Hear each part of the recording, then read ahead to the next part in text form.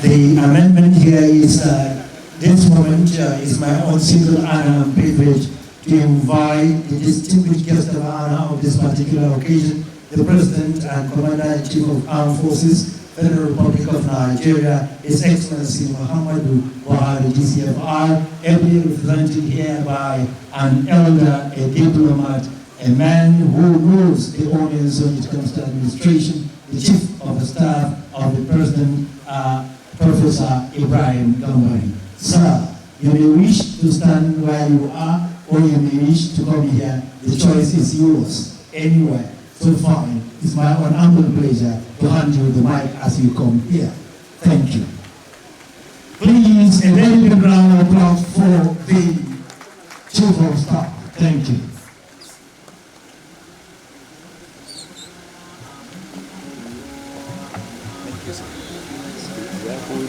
I can speak without.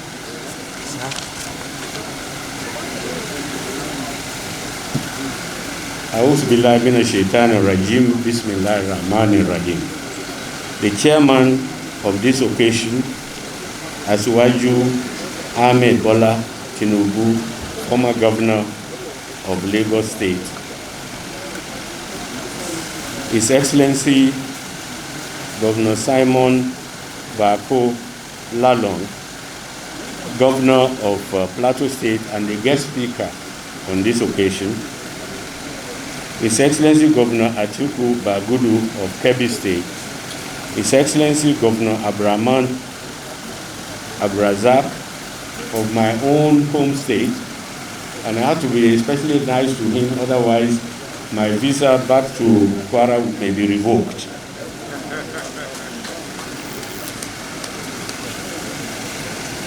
His Excellency Governor Badaru of Jigawa State, His Excellency Governor El Rufai of Kaduna State, ably represented by Her Excellency the Deputy Governor Hajia Adiza Balarabe, the Deputy Governor of Kogi State,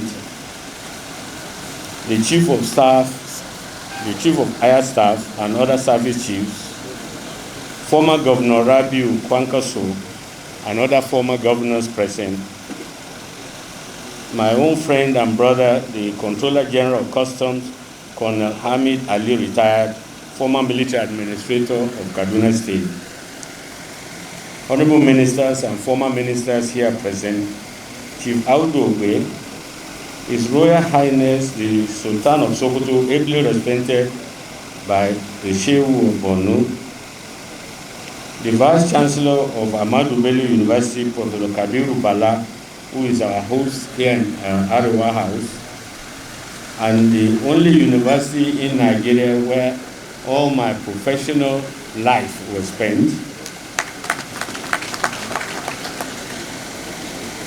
distinguished guests, ladies and gentlemen. I have been directed by His Excellency President Muhammadu Buhari, CGFR, to stand among you to deliver a goodwill message. And the importance that he attached to this occasion and to the man whom is being honored through these lectures the President attached so much importance to it that he has commanded me to be here, even though he is, as I speak, receiving a visiting head of state from Chad. But his charity begins at home, and I should be here to represent him on this occasion. So, for me, it is a great honor and a source of immense pleasure to join the organizers of this annual event. I thank you for being able to convene us in honor of a great leader, a patriot to the core, and a leading founding father of our great nation.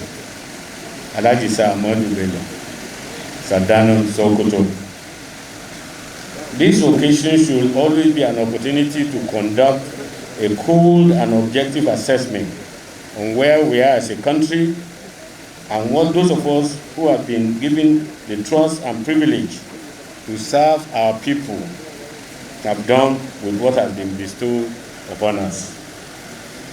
Sir Muhammadu Buhari was indeed a transformational leader and a visionary who believed in the development and upliftment of humanity.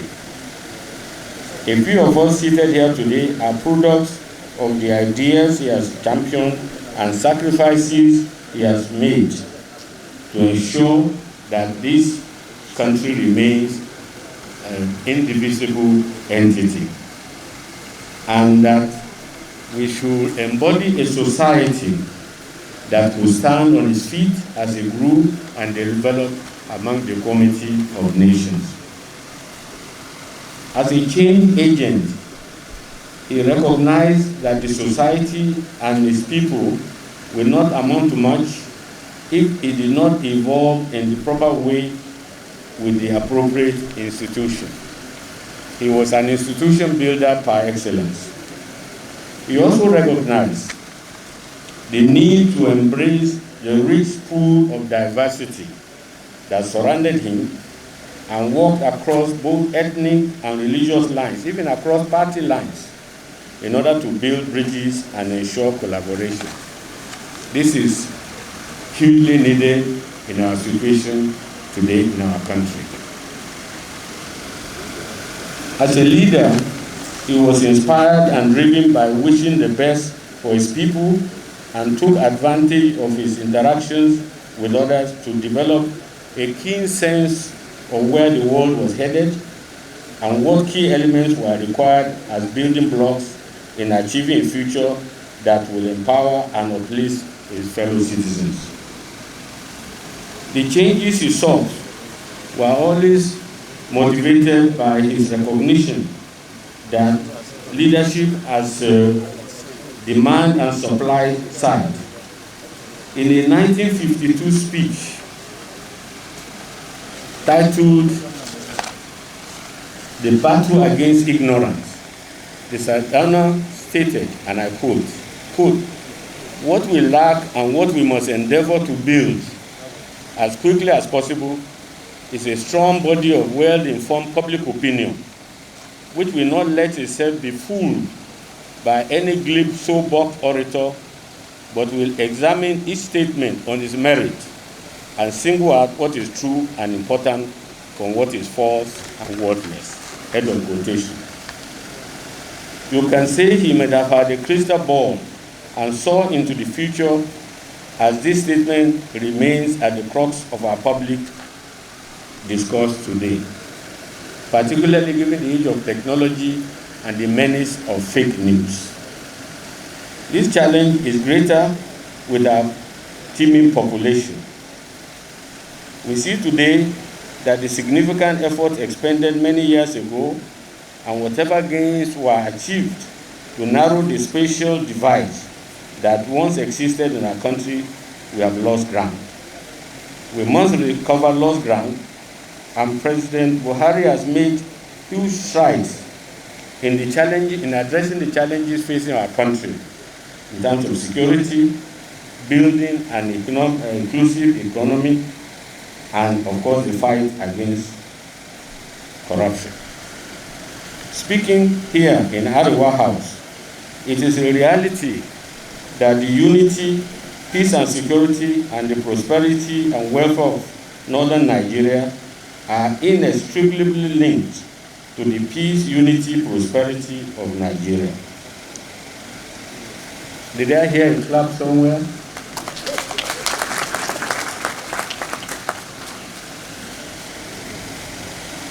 Mr. President is committed to that symbiotic relationship and is looking forward to hearing the contents of the lecture, which is going to be presented by Governor Lalong in addressing one of the aspects of governance. But our ability to collectively address the challenge facing our country today will go a long way in unlocking the huge potentialities of our country. And the starting point is the leadership by example, laid by one of our greatest founding fathers, Sir Muhammadu Buhari himself. But we must not continue for decades to draw attention to the virtues of the late Sardauna. We must practice them: inclusiveness, commitment to quality education, the training particularly of girls, and the opportunities for women to develop to their full capacity. This leadership by experience is one in which Mr. President is leading in the front. So as leaders of our country, there needs to be better and improved coordination and collaboration at all levels of government, federal, state, and local government. We must not assume that the problems of our country should and can be solved by President Buhari alone or his administration. Yes, he's going to be continue to lead by example, but state governors, local government leaders, traditional authorities, religious leaders, civil society groups, and yes, even the media have a responsibility to work collectively and put the interests of our country first and foremost. In closing this goodwill message, we must not forget the virtue of selfless service, which was inherent in all that was done by the late Sardauna. We have no choice if indeed we are committed to the welfare, prosperity, peace and security of our people. But to be selfless in service to them and honor them by making their growth, their peace and security, their development as the cardinal points in all our actions. That is why Mr. President's triple agenda of enhancing security, of building our economy, and fighting corruption are things to which he is forever committed, even beyond the tenure of this administration. So on behalf of His Excellency President Muhammadu Buhari, I thank you all for listening. Thank you very much.